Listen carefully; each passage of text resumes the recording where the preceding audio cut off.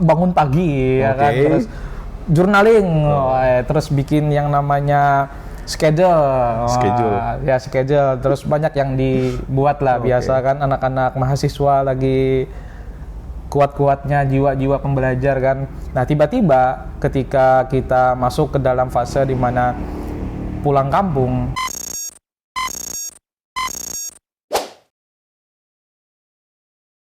Assalamualaikum warahmatullahi wabarakatuh. Waalaikumsalam warahmatullahi wabarakatuh. Oke, dalam kesempatan kali ini telah hadir mantan putra putri Ya Allah. UIN Antasari Banjarmasin tahun 2018. Siap. Ya, namanya Rija Ahmad Ripani. Gitu ya? Ya, oke, bentar ya. Sebelum kita lanjut nih, ini mau tahu dulu nih motivasi Anda nih apa jadi mulai YouTube ini? Kaget kita. Narasumber pertama coba cerita dulu dong. Apa? Narasumber pertama tadi sudah ada yang ikut nggak? Narasumber pertama itu namanya Rizky Arnoldi, yang pengusaha muda tuh, saya tahu. Video sebelumnya itu katanya lagi sakit. Oh ya? Sakitnya itu dikarenakan gara-gara makan mie kering. Nah, serius? Iya, itu mie kering. Itu apa yang disampaikan beliau. Jadi beliau itu katanya garing ya, garing ketika makan mie kering. Oke, bukan itu pembahasan utama kita. Jadi pertanyaannya kenapa saya terjun ke dunia YouTube? Ya, apa yang membuat Anda jadi tertarik gitu loh? Ya sebenarnya banyak pilihan orang untuk menjadi orang sukses. Banyak pilihan, dengan berbagai macam pilihan orang bisa meraih kesuksesan.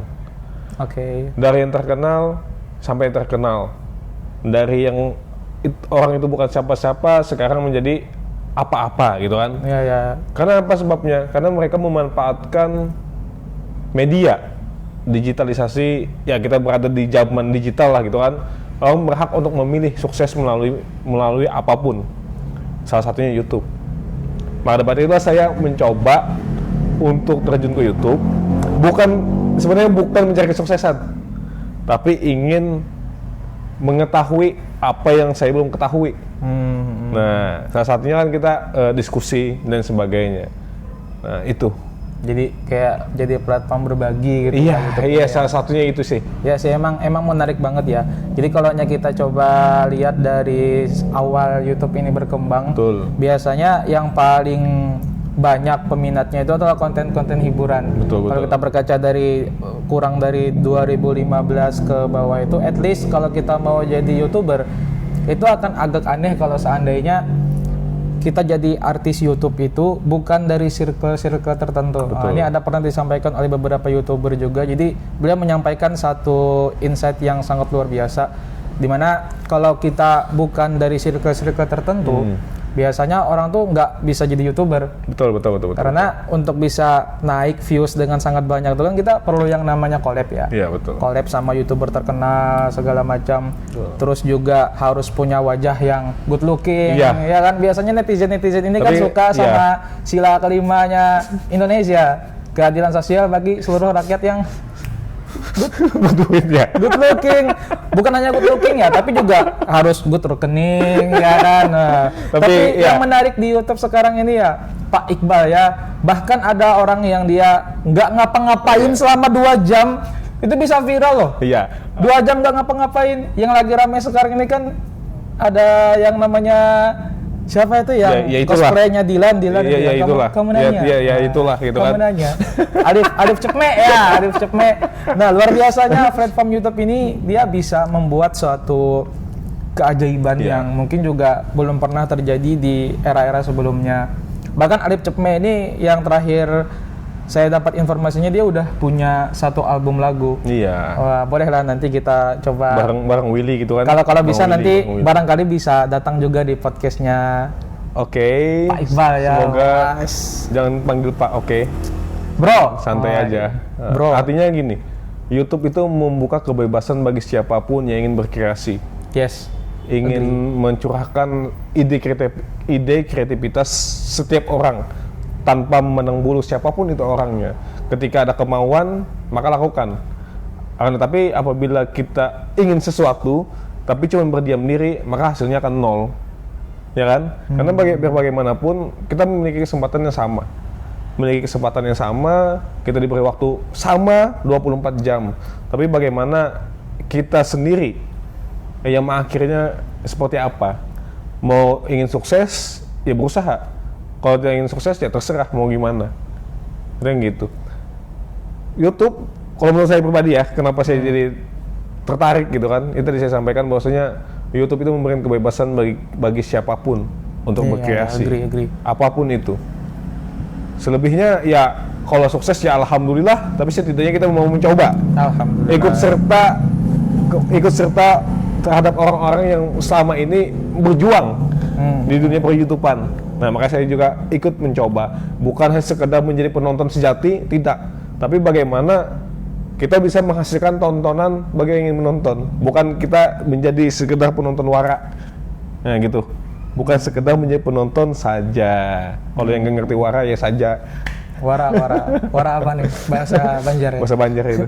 Bahasa Banjar. Berarti goalsnya di YouTube kira-kira mau sampai create apa di YouTube? Kalau-nya goals YouTube itu sebenarnya ya semua orang pasti mencapai kesuksesan. Agree. Oke. Semua orang pasti mendapatkan ingin yang namanya AdSense. Saya pun juga. Wes. Tapi bukan hal yang begitu luar biasa bagi saya gitu untuk mendapatkan AdSense. Tapi bagi saya menjadikan ini sebagai bentuk pengisian diri. Karena saya pribadi buta akan dunia keilmuan, mungkin dengan cara inilah bisa menambah wawasan bagi saya pribadi. Nah, yang awalnya saya tidak tahu, jadi tahu.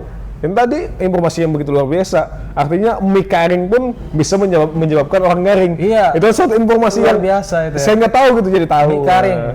Mie karing. Ya, Karing itu apa? Karing itu kering. Oh, berarti dia makannya mie tapi belum dimasak. Iya, dimasak langsung karing. Mie itu kan diremes tuh. Langsung diremes, keras gitu langsung dimakan. Dikasih bumbu langsung dimakan gitu kan. Mantap ya. Nah, itu menyebabkan garing. Betul. Itu berapa bungkus dia makan? Nah, saya nggak nanya berapa bungkus dia yang makan. Oke. Mie karing ya. Oke. Kesibukan Anda apa sekarang? Kesibukan saya ya rebahan. Inilah salah satu contoh untuk mendapatkan kesuksesan, yaitu dengan cara rebahan. Tapi tentunya rebahannya bukan sekedar rebahan. Siap. Nah, saya tahu rebahan yang dimaksud beliau itu apa, karena beliau ini salah satu ya bisa dikatakan entrepreneur lah. Wes, amin. Pengusaha melalui gadget, melalui dunia digital juga. Agensi. Ini beliau mungkin bisa diceritakan apa yang dalam bentuk apa gitu kan? Oke. Sebenarnya kenapa saya bisa jadi terjun ke dunia agensi berawal dari satu kegabutan juga sebenarnya. Berasal dari rebahan. Gitu. Jadi waktu tahun 2020 itu kan lagi rame-ramenya COVID ya. Iya.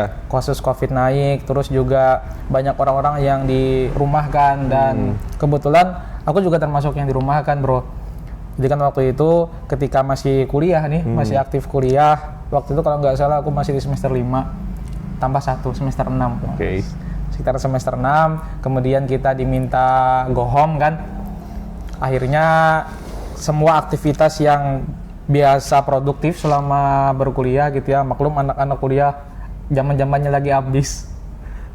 Wah, bangun pagi ya kan, terus journaling, terus bikin yang namanya schedule, terus banyak yang dibuat lah. Biasa kan anak-anak mahasiswa lagi kuat-kuatnya jiwa-jiwa pembelajar kan. Nah, tiba-tiba ketika kita masuk ke dalam fase di mana pulang kampung ya, dan ini juga dialami oleh beberapa temanku di mana mereka langsung tiba-tiba jadi orang yang berbeda. Saya potong. Kampung halaman Anda di mana? Kampung halaman saya di Korea. Ya, Korea, kumpulan orang-orang Berita Utara. Oke. Ya, siap. Oke. Korea. Ya, Korea. Kenapa Anda jadi ketawa gitu? Enggak mencerminkan Korea kan? Ya, lebih kepada Cina sih ketimbang Korea. Oh, Cindo. Ya banyak sih yang bilang muka aku nih Korea tapi yang sebelum operasi plastik. Oke, kita lanjut pembahasan aja ya. Lanjut ceritain tadi. Nah, jadi setelah kemudian kita kembali ke kampung halaman tuh kan luar biasa berbeda tuh schedule-nya, sehingga keaktivitasanku tiap hari itu berubah dari yang biasanya pagi itu belajar, siangnya rapat organisasi, terus malamnya kita membahas mengenai tentang kebangsaan dan kenegaraan. Nah, biasa kan Ngiri. persiapan buat demo Oke. gitu kan. Nah, persiapan bikin naskah-naskah orasi ya kan, itu semua udah berubah ketika kita sampai ke rumah. Jadi aku rebahan, terus juga nonton maraton One Piece ya kan, dari episode Marineford ya kan, ngulang lagi bagaimana kemudian kisah Luffy merekrut Zoro sebagai nakama pertama ya kan.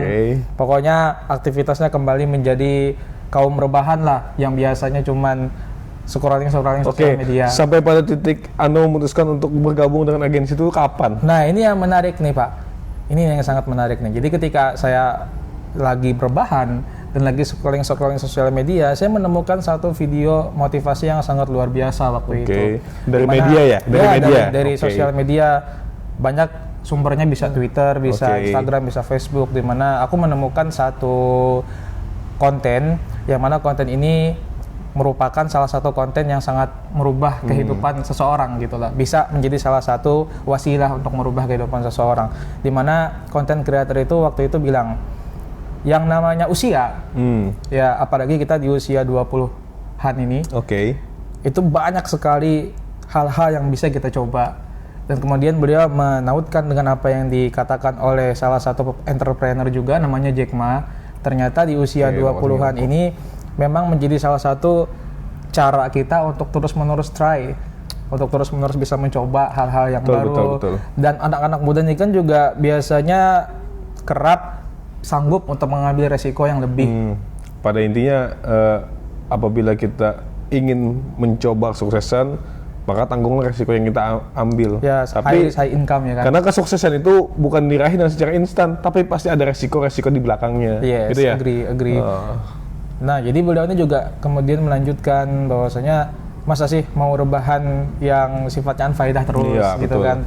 Rebahan tapi nggak ngasilin apa-apa. Nah, kemudian ketika aku scrolling lagi, ternyata di sosial media, di konten sosmed itu kita bisa ngasilin uang loh sekarang. Yang awalnya mungkin di sosmed ini hanya sekedar buat hiburan, terus juga kita di sosial media ini cuman sekedar mungkin tempatnya pamer ya di Instagram ya kan, banyak orang-orang yang mereka posting konten sana sini, show up dan lain sebagainya. Ya, flexing ya kan. Tapi ternyata itu bisa menjadi ladang cuan. Iya, betul. Bisa jadi ladang cuan.